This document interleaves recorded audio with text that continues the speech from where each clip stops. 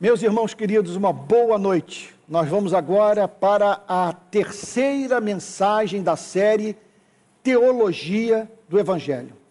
O meu objetivo nessas pregações é o de apresentar as principais passagens das Escrituras sobre o Evangelho. Eu espero que ao término dessa série de pregações você possa conhecer de uma forma mais profunda o conteúdo do Evangelho de nosso Senhor e Salvador Jesus Cristo. Nessa noite, é meu desejo falar sobre o Evangelho, porém, do ponto de vista do seu impacto, da transformação que ele opera na vida daqueles que compreenderam a sua mensagem e foram transformados pela mensagem de Cristo. Então, há um texto de essencial valor para que nós entendamos o tema. E eu gostaria de chamar nessa noite a sua atenção para Mateus capítulo 5, versículo 3. Mateus capítulo 5, versículo 3. Então, permita-me repetir. A minha intenção nessa noite é a de falar sobre os resultados práticos da compreensão do Evangelho na vida daquele que, além de ter compreendido a mensagem do Evangelho, teve o seu coração transformado pela pregação de Cristo. Então, Mateus capítulo 5, versículo 2 diz assim: então ele passou a ensiná-los. Está aqui o Senhor Jesus, sendo assim, pregando o Evangelho. E o que ele tem a dizer? Bem-aventurados os pobres em espírito, ou os humildes de espírito, porque deles é o reino dos céus. Bem-aventurados os que choram, porque serão consolados. Essas duas primeiras bem-aventuranças estão plenas do conteúdo do Evangelho. Elas nos falam sobre os efeitos imediatos da compreensão da mensagem de Cristo, ajudando-nos assim a entender o caráter desse ser humano gerado por o Evangelho. Deixa eu tornar o meu tema dessa noite mais claro para você. Vamos lá, eu não vim aqui para falar sobre política, mas de modo algum. Quero falar sobre o Evangelho. Mas há correntes ideológicas que ensinam o seguinte: se mudarmos o modo de produção, a forma como nós produzimos riqueza, as relações trabalhistas, se houver, portanto, uma revolução da classe trabalhadora, nós teremos como produto final disso uma nova espécie de ser humano. Então vamos dar um exemplo.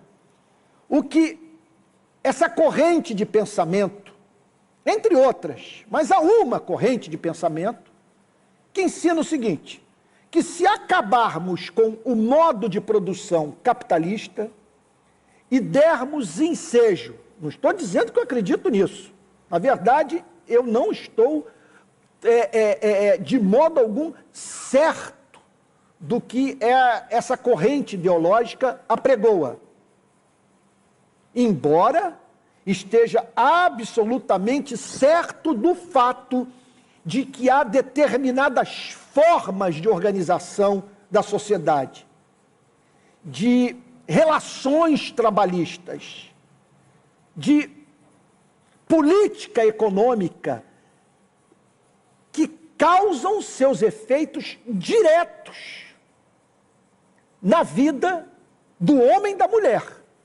e extraindo deles o que eles têm de pior. Mas há aqueles que acreditam que, se essa forma for racional, for humana, for justa, nós teremos como produto final uma pessoa transformada.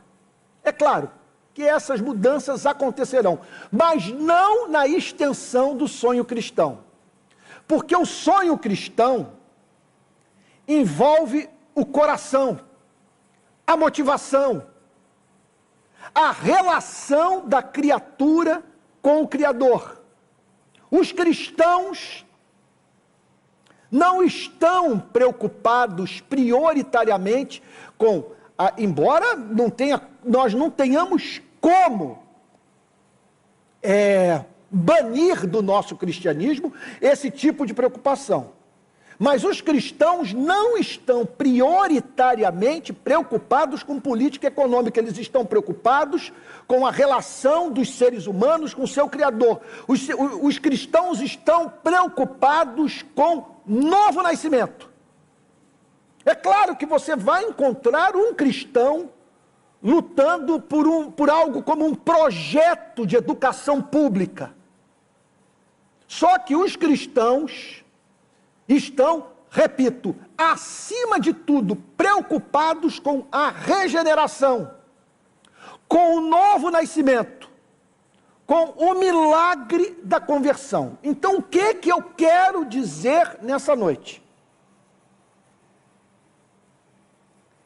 O que eu tenho a dizer nessa noite é um discurso que guarda semelhança com essa pregação de natureza política que eu acabei de mencionar, bem en passant. O que o cristianismo ensina é o seguinte: se uma pessoa, um ser humano, compreender o evangelho e for transformado pelo evangelho, vai surgir como consequência disso uma espécie de ser humano que não existe nesse planeta, que só pode ser formado pelo evangelho. Esse que é o ponto. O que eu quero dizer nessa noite é que, quando o evangelho é aplicado no poder do Espírito Santo, a partir da sua plena compreensão, no coração do homem, no coração da mulher, surge uma nova espécie de ser humano, que tem a totalidade da sua vida regulada pelo evangelho. Regulada pela espécie de experiência vivenciada com Deus, mediante o conhecimento do evangelho. Então veja se não é isso o que o Sermão da Montanha nos ensina. Bem-aventurados os humildes de espírito, porque deles é o reino dos céus. Então nós estamos aqui perante o conceito cristão de felicidade. Para Deus, feliz é humilde de espírito. Quem é humilde de espírito? Na minha tradução, quem é o pobre em espírito. Não há a mínima dúvida que essa passagem aqui está falando sobre humildade.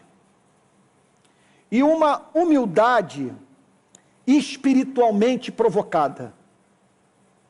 Provocada pela lei, provocada por Moisés, provocada pelo o encontro da criatura com a verdade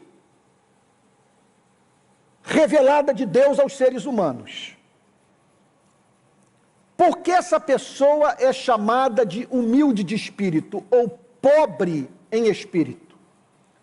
Porque essa pessoa chegou à conclusão que não tem oferta para apresentar a Deus a fim de comprar o favor do Criador.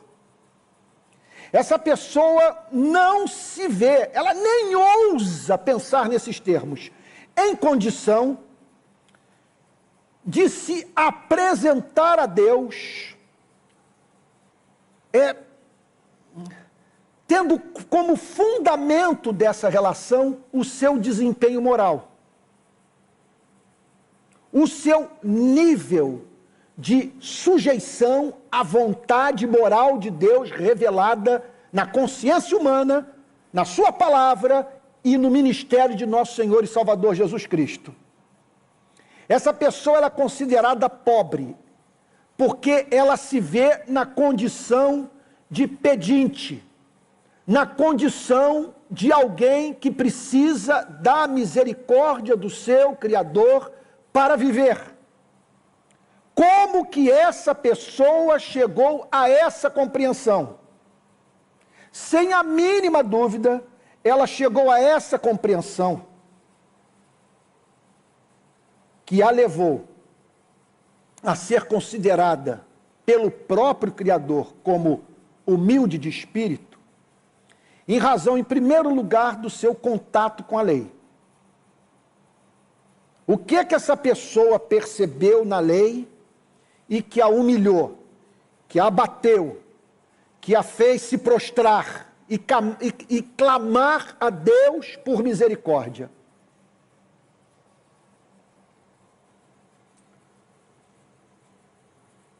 Eu não vou apresentar nada de difícil compreensão. Nós dependemos do Evangelho para viver, para a nossa redenção, para que nos reconciliemos com o Criador. Então, o Criador, no seu infinito amor, não nos apresentou uma revelação que os pequeninos não pudessem compreender.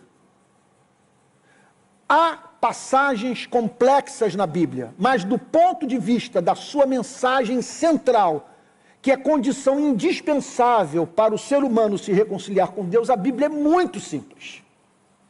E o que a Bíblia nos ensina sobre essa experiência que faz com que uma pessoa deixe de lado a oferta que estava trazendo a Deus a fim de comprar o seu favor, a fim de a ele se dirigir com as mãos vazias, de modo que possa receber aquilo que só pode ser recebido pelos humildes de espírito.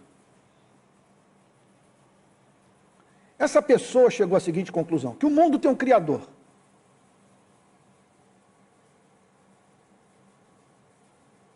Que o Criador é santo. E que é razoável que o Criador santo exija dos seres que ele criou sujeição à sua vontade. A Bíblia não nos apresenta um Deus incerto, caprichoso, neurótico, pedindo tolices dos seres humanos. A Bíblia nos apresenta o Criador pedindo dos seres humanos o que é razoável. O que o Criador pede dos seres humanos? O Criador pede amor. Ele pede que os seres humanos amem aquele que os formou, e ele pede que os seres humanos amem aquilo que aquele que os formou ama. E o Criador é alucinado pelos seres humanos. Por isso que ele diz que o segundo mandamento, semelhante ao primeiro, que é amar a Deus com todo o ser, consiste em amar ao próximo com o amor que nós temos pela nossa própria vida. Portanto, é isso que Moisés revela. É isso que nós nos encontramos na lei, na pregação dos profetas, na pregação de João Batista, na pregação, acima de tudo, do nosso Salvador. Na pregação dos seus apóstolos. Um Deus santo, que cria os seres humanos à sua imagem e semelhança, e que faz um pacto com eles. Em que consiste esse pacto? Vocês terão a minha bênção, acesso à minha presença, comunhão comigo, se cumprirem os meus mandamentos. E eu tenho a pedir de vocês duas coisas: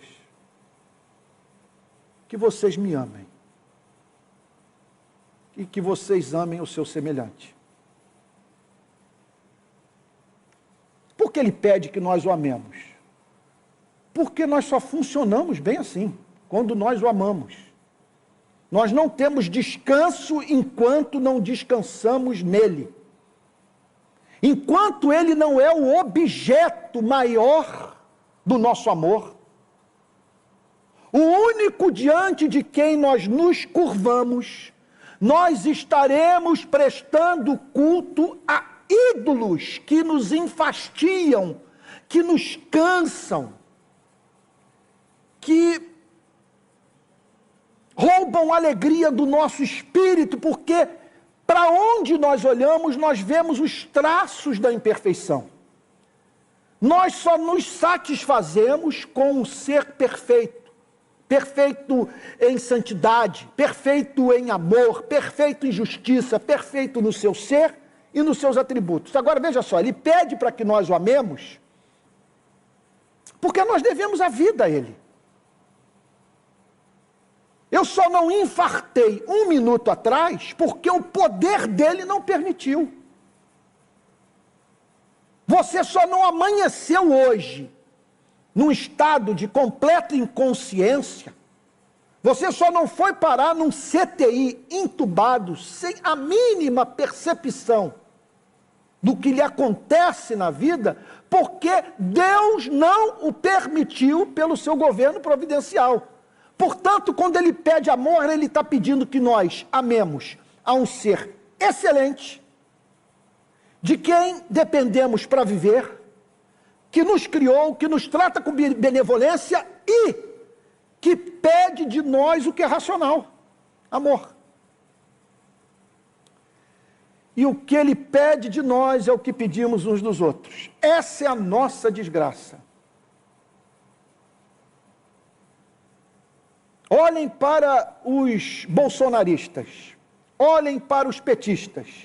Os petistas chamam Bolsonaro de fascista. Os bolsonaristas chamam Lula de corrupto. Ao emitirmos avaliações morais como essas, nós estamos simplesmente declarando que há uma lei no universo. Nós estamos afirmando que existem valores morais absolutos, que certos comportamentos são repulsivos. E não apenas isso, nós estamos estabelecendo o critério do nosso próprio julgamento. Não é Moisés que nos condena de uma certa forma. Sabe, quem nos condena somos nós mesmos, porque essas declarações que fazemos, essas avaliações morais que se expressam através dos nossos lábios, simplesmente, meu Deus, representam o decálogo que nós escrevemos. Quando nós emitimos esses pareceres, o que está acontecendo é quando nós fazemos essas avaliações, quando condenamos pessoas e não temos como viver de uma outra forma. Se o sujeito é corrupto, a nossa natureza nos move a considerá-lo como tal e dizer que o seu comportamento é repulsivo. Se o sujeito tem um espírito fascista, nós somos levados a vê-lo dessa forma e sentir repulsa pelo seu comportamento. Agora, o problema é que nós, ao mesmo tempo, estamos nos comportando como Moisés, descendo do Monte Sinai com as tábuas da lei das mãos. e dizendo para os seres humanos de que modo eles devem viver, e os condenando quando eles não sujeitam suas vidas aos valores morais que consideramos absolutos e universais. E aí que está a nossa desgraça. A nossa desgraça consiste no fato que, ao emitirmos esses julgamentos, nós estamos condenando a nós mesmos. Nós estamos dando ensejo para que, naquele dia que a Bíblia chama de dia do juízo final, nos seja feita uma pergunta. Você cumpriu o que passou a vida inteira exigindo das pessoas? O fato é que nós condenamos a indiferença, contudo tratamos pessoas com indiferença.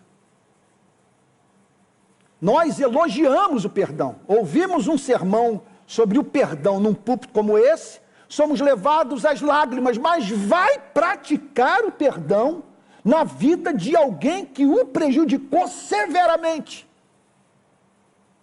A nossa natureza se rebela.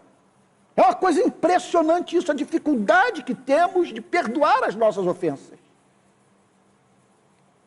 Nós abominamos que no nosso sofrimento pessoas não nos tratem sem misericórdia, ou pessoas nos tratem sem misericórdia.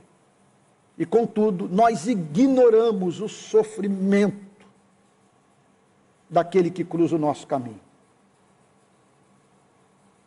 O que eu estou dizendo? O que eu estou dizendo é que há seres humanos entre nós que compreenderam essas verdades todas. Deus é santo, Ele é o meu Criador, é o sustentador da minha vida, pede de mim o que é razoável, o que Ele pede de mim eu peço de todo mundo, contudo eu não pratico o que prego. Logo, eu estou perdido.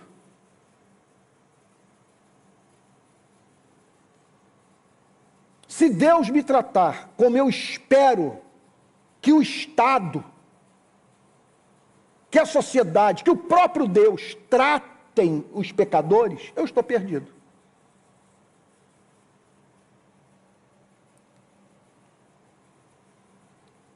E aí, essa pessoa, sob o impacto dessa verdade, olha, deixa eu dizer uma coisa, há outras formas das pessoas se aproximarem de um templo como esse. Há outras formas de nós enchermos essas cadeiras. Há outros modos das instituições religiosas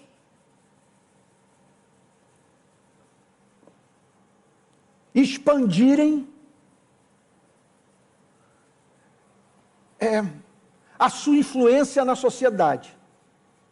Veja, o que eu estou falando nessa noite é sobre o relacionamento do ser humano com o Criador mediado pelo Evangelho. Pelo Evangelho. Eu não estou falando de pessoas que se sentiam felizes e que encontraram felicidade em Cristo.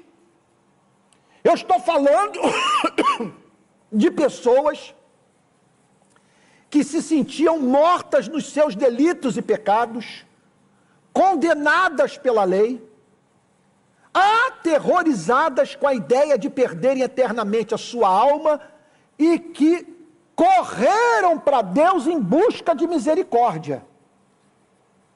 Então, essa humildade de espírito sobre a qual fala a primeira bem-aventurança tem a ver com Moisés e tem a ver com Cristo. Moisés faz o seu trabalho de perturbar, de humilhar, de triturar, de fazer com que a pessoa se desconjunte. Como na parábola do fariseu e do publicano, suba ao templo batendo no peito, sem coragem de dirigir os olhos aos céus, a ponto de dizer: Senhor, sê propício a mim, pecador. Agora, acontece que essa pessoa, ao mesmo tempo, tomou conhecimento de um outro fato. No seu contato com a lei, ela tomou conhecimento do fato de que ela é pecadora.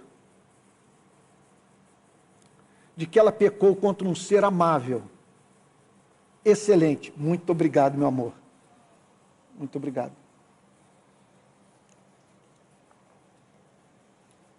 Que ela pecou contra um ser amável, contra um ser excelente, e repito, olha, me perdoe falar a exaustão nesses termos, porque não há nada mais deletério para a causa do Evangelho do que apresentarmos uma caricatura do pecado. Porque há uma definição de pecado que nos leva a crer que o que temos no universo é um ser neurótico, caprichoso, que pede de nós sandices, que nos pune pelo absolutamente banal e insignificante, que não faz o mínimo sentido obedecer. Não. A Bíblia nos apresenta, repito, o razoável. Ele pede de nós amor. Amor. E quem não ama não terá comunhão com ele. Isso é muito claro. Não terá acesso à árvore da vida. Não o contemplará na beleza da sua santidade. Não se relacionará com ele como um filho se relaciona com um pai. Deus será adversário dessa pessoa. Deus não tolera quem não ama. Isso é ensinado de Gênesis e Apocalipse, conforme se costuma dizer. Pois bem, só que a mensagem do Evangelho não é essa. Não se resume às mais novas, que somos pecadores. O Evangelho tem como conteúdo essencial as boas novas. Em que consiste essa boa nova? Num período da minha vida, eu olhei para Moisés descendo daquele monte, pegando fogo, e me apavorei. E quando ele leu para mim os 10 mandamentos, ele me desconjuntou.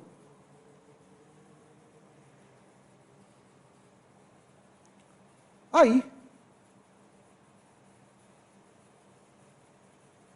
fui levado pelo Espírito Santo a olhar para o lado.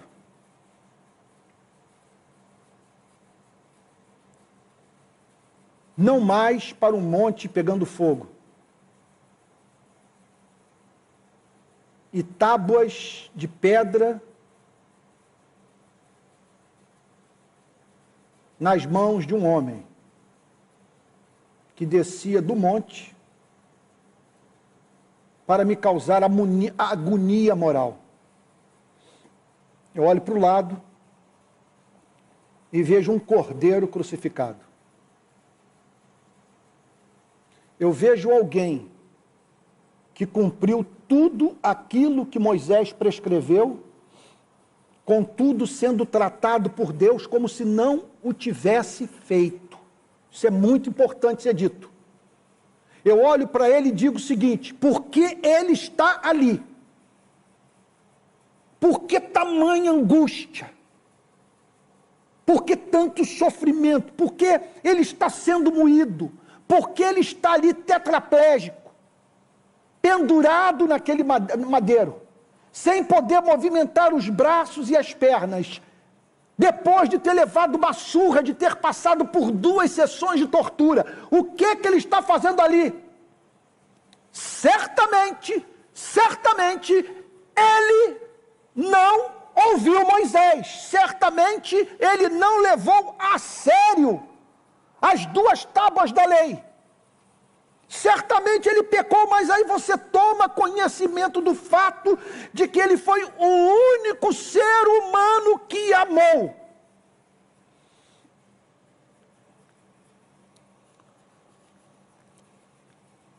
Nós o vemos, por exemplo, no poço de Jacó, por volta de meio-dia, declarando: a minha comida consiste em fazer a vontade daquele que me enviou e realizar a sua obra. E quando chega o momento da sua morte, nós o encontramos no jardim do Getsêmani, declarando: Pai, tudo te é possível. Se possível, afasta de mim esse cálice, contudo não seja como eu quero, e sim o que tu queres. Ele era apaixonado pelo Pai. E dizia que fazia tudo aquilo que ele via o Pai fazer. E porque ele amou o Pai, ele amou os seres humanos. Uma das expressões mais lindas desse amor é quando ele toca no corpo do leproso, sem necessidade. Obrigado, querido. Ele o faz para comunicar amor, empatia, misericórdia, aceitação. Ontem, por exemplo, o texto que eu levei para o púlpito da minha casa, para o pequeno grupo que ali se reunia. Ele entra na casa de Mateus, publicano corrupto, e ele é visto sentado à mesa, comendo com publicanos e pecadores, com aquelas pessoas envolvidas com os pecados que mais causam raiva aos evangélicos. E ele está sentado com aquelas pessoas, e os fariseus estão dizendo: porque ele come e bebe com publicanos e pecadores. Ele ouve a conversa e diz o seguinte: os sãos não precisam de médico, e sim os doentes. Eu não vim chamar justos, e sim pecadores ao arrependimento. Agora vão, tomem vergonha na cara e aprendam. Misericórdia eu quero e não sacrifícios. Só que a misericórdia sobre a qual ele está falando ali, não é a misericórdia que é devida ao pobre, única e simplesmente. Não é a misericórdia que é devida ao enlutado, ao necessitado, ao enfermo. Ele fala da misericórdia que é devida ao pecador. Você vê aquela pessoa envolvida com uma prática repugnante, e ao mesmo tempo, apesar de odiar o que ela faz, você se compadece dela, porque você sabe para onde ela caminha.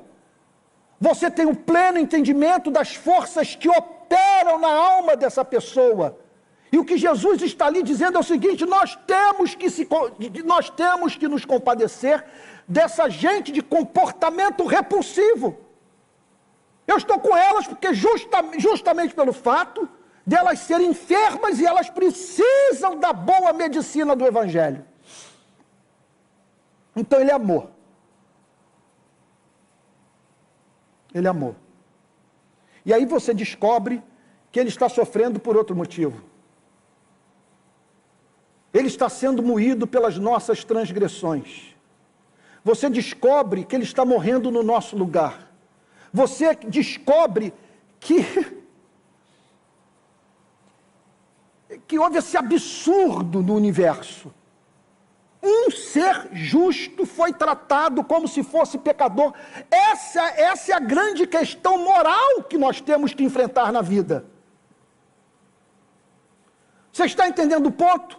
Nós costumamos formular a seguinte pergunta: se Deus é bom e todo-poderoso, como entender o sofrimento da espécie humana? Mas a pergunta que o Evangelho nos leva a responder é outra: como explicar um sofrimento que não é resultado do pecado? Como explicar o sofrimento de uma pessoa justa? Como explicar que uma pessoa que amou ao Pai e ao próximo como a si mesma tenha ido parar numa cruz? E aí você descobre que ela estava ali morrendo no lugar dos que não ouviram Moisés. Que ela estava ali na condição de o único ser humano capaz de comprar salvação para os pecadores. E aí então, ali você o vê dizer: vinde a mim, todos vocês que estão cansados e sobrecarregados, que eu os aliviarei. Tomai sobre vocês o meu jugo e aprendam de mim, porque sou manso e humilde de coração, e vocês acharão descanso para as suas almas, porque o meu jugo é suave e o meu fardo é leve. Eu não estou pedindo de vocês o que Moisés pedia. Eu estou pedindo fé. Eu estou pedindo que vocês se arrependam e creiam, porque o Pai amou o mundo de tal maneira que deu seu Filho unigênito, para que todo aquele que nele crê não pereça, mas tenha a vida eterna. E aí o que ocorre? Essa pessoa entende ambas as mensagens. Ela vê justeza na pregação de Moisés, e ela vê graça na pregação de Cristo. E ela descobre que o seu encontro com Moisés teve como propósito movê-la ao encontro com Cristo. Como alguém já disse, a lei nos leva para a graça nos leva para a lei. Ela encontrou a lei e se desesperou por um Salvador. E tomou consciência do fato de que existe um. E que ele não pede dos seres humanos o que eles não podem dar, amor perfeito. Ele pede que os seres humanos se arrependam e creiam, com a promessa de que eles se tornarão habitação do Espírito Santo, que viabilizará o amor em seus corações. E aí então, o que ocorre? A primeira bem-aventurança se torna fato sobre a vida dessa pessoa. Ela foi humilhada por Moisés. Ela compreendeu que desempenho humano não habilita o ser humano a herdar o reino dos céus. E aí descobriu que Deus estava em Cristo imputando os nossos pecados a Ele. Então, ao compreender a sua dívida e o que Jesus fez por ela na cruz, ao abrir esse novo e vivo caminho para que o ser humano possa se reconciliar com o seu Criador, ao lhe oferecer uma justiça que vem sobre a vida do ser humano como chuva, ele nada faz para receber, ela cai do céu.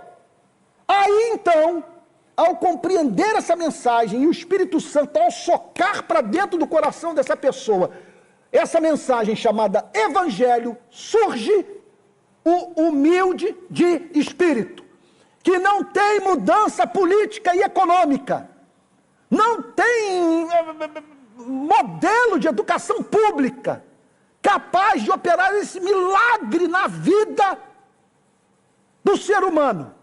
Só o Evangelho. Aí surge o humilde de espírito.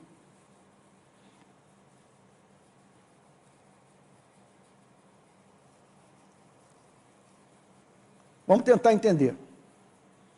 Em seguida, Jesus diz que bem-aventurados são os que choram. Essa pessoa, ao ser humilhada, ao se comportar como um pobre, ao assumir a sua condição de ser metafísica e moralmente perdido, carente, de alguém que lhe ofereça sentido para a vida e lhe perdoe, essa pessoa é tornada pobre. Ela entende que carece de algo que só Cristo pode lhe oferecer. E, ao receber esse perdão, ao ouvir aquela voz a lhe dizer: ninguém te condenou? Onde estão os teus acusadores? nem eu tampouco te condeno, agora vai e não peques mais. Aí essa pessoa é encontrada chorando. Ela está chorando e arrependimento, pelos males que ela causou, pelas vezes que ela ignorou ao próprio Deus, e ela está chorando pelo encanto produzido pelo contato com o amor de Deus revelado na cruz. Ela está chorando de arrependimento e ela está chorando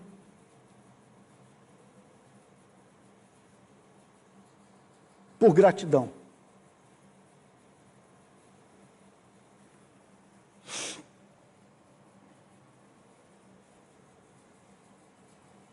Bem-aventurados os que choram, porque serão consolados. Ela foi humilhada, foi encontrada chorando, e aí passou a chorar por outro motivo.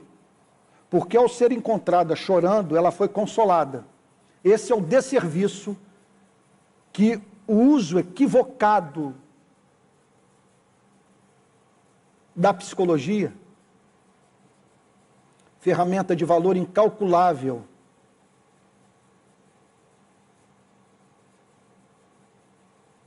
para a cura da alma humana, procura remover do coração dos seres humanos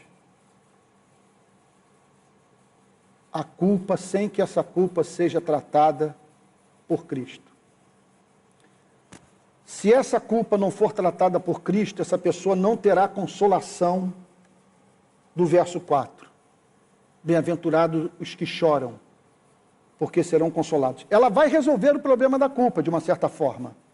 Ela vai imputar a responsabilidade dos seus atos ao governo, aos seus pais, à sua condição social, aos reveses da vida, aos traços que ela herdou dos seus antepassados. Ela vai sair imputando responsabilidade a todo mundo.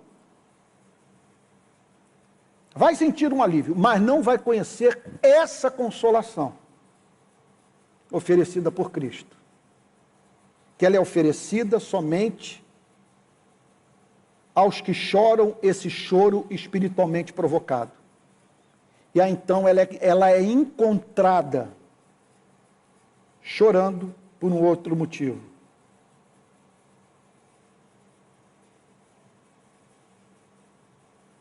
Por gratidão. Por se ver da festa, com sandália nos pés,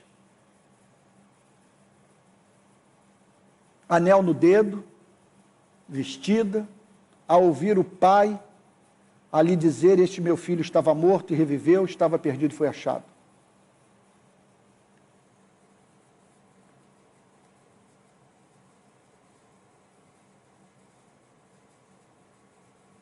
Bom, eu faço uma pergunta a você. Qual foi a última vez que num culto evangélico você viu pessoas chorando em agonia moral, tomadas de convicção de pecado, e experimentando essa consolação do evangelho, a fim dessas mesmas pessoas serem encontradas chorando de gratidão? Porque esse é o cenário dos períodos de avivamento. Essa confusão, que você vê gemidos de naturezas diferentes no lugar da adoração. Pessoas chorando sobre convicção de pecado, pessoas chorando por ter encontrado misericórdia em Cristo. Eu não vou expor o texto todo das bem-aventuranças, que eu não tenho nem tempo para isso. Eu só quero parar na próxima bem-aventurança, porque se entendermos o porquê dessa próxima bem-aventurança ser mencionada por Cristo, e nessa ordem nós vamos entender os motivos pelos quais Cristo menciona as demais bem-aventuranças.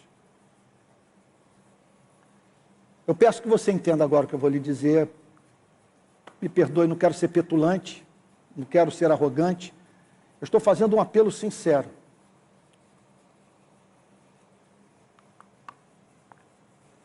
Uma das coisas mais importantes que eu posso falar na vida, ou que você possa ouvir.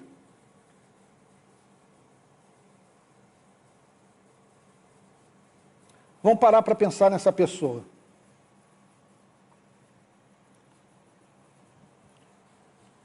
Ela foi tornada humilde. Ela passou por um processo que a levou ao inferno e ao céu. Ela se desesperou.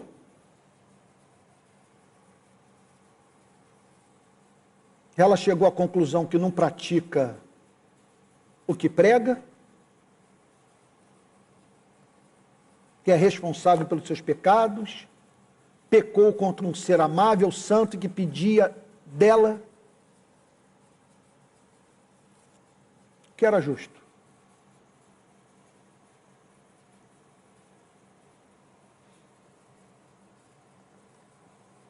E aí então, ela descobre que a ampla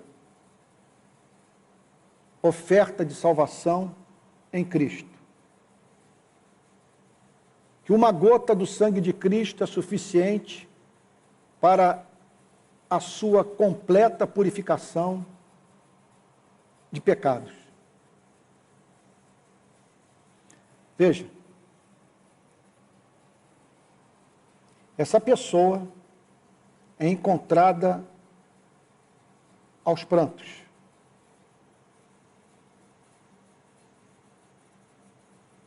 E em razão da natureza das suas lágrimas, ela provou de uma espécie específica de consolação. Veja, minha mãe morreu no início desse ano. Foi a maior dor, a mais profunda que eu experimentei em toda a minha vida.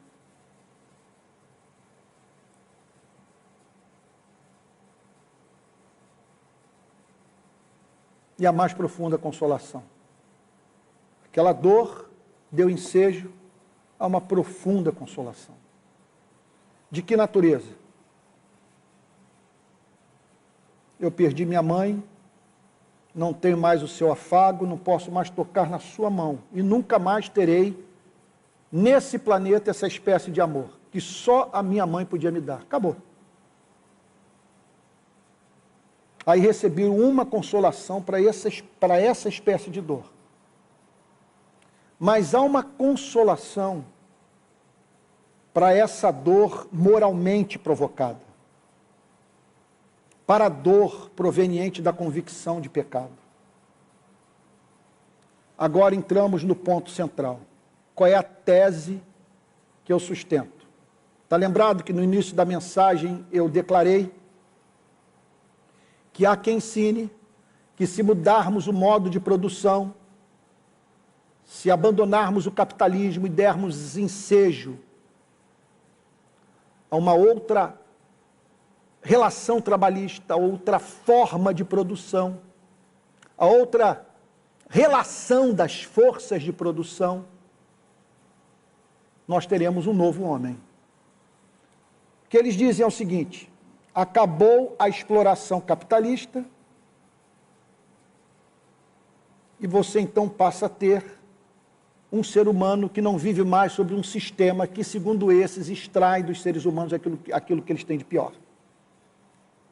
E com isso, não quero dizer que tenhamos encontrado algum modo de produção que tenha sido implementado em algum lugar mais justo. Eu desconheço. Tudo que sei é que eu vejo luz e trevas nesse sistema. Mas vamos lá, minha ideia não é falar sobre isso.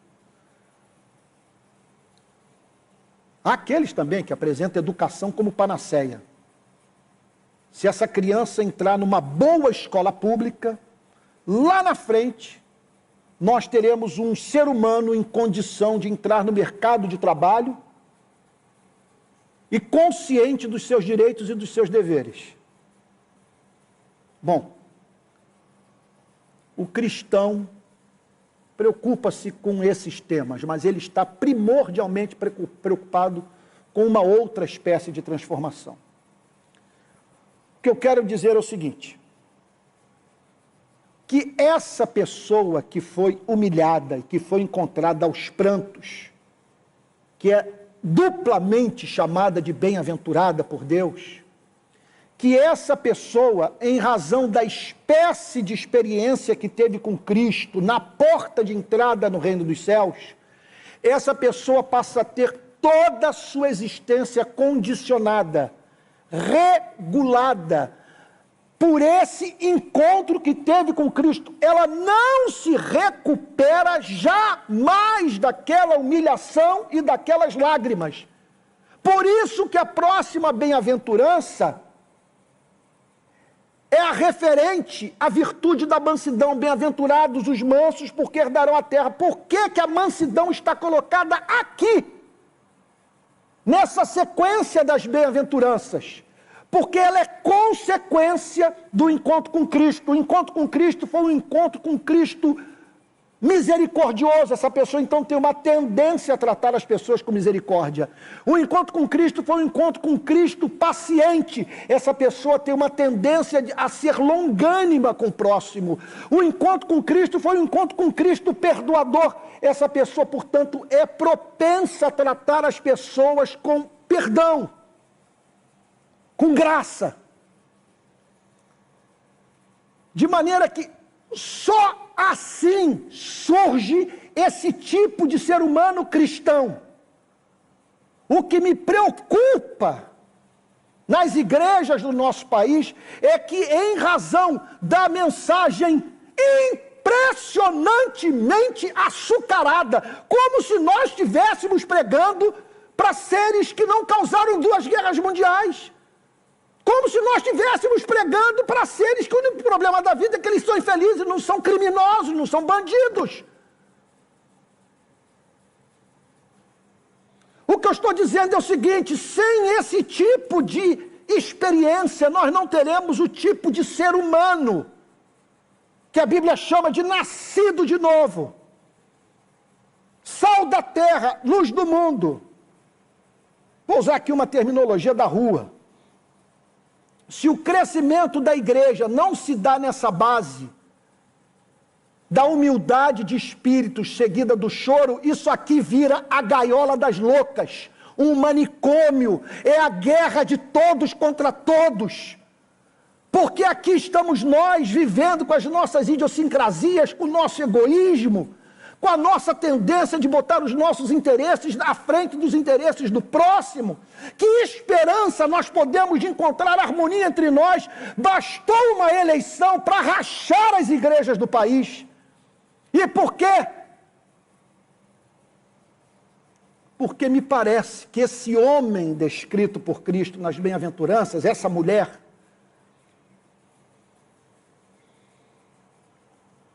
você raramente encontra nas igrejas do nosso país. A lei não é pregada e as pessoas se tornam membros das igrejas a partir da assimilação de tudo menos do Evangelho.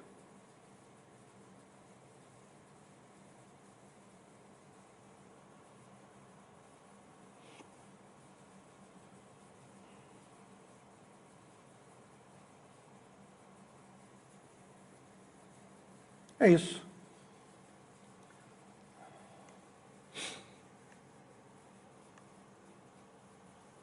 Por que esse espetáculo de horror no movimento evangélico brasileiro?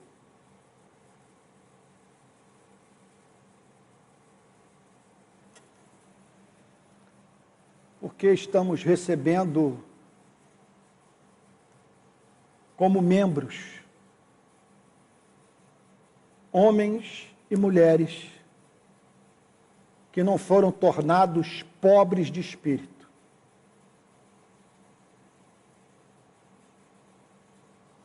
E jamais se viram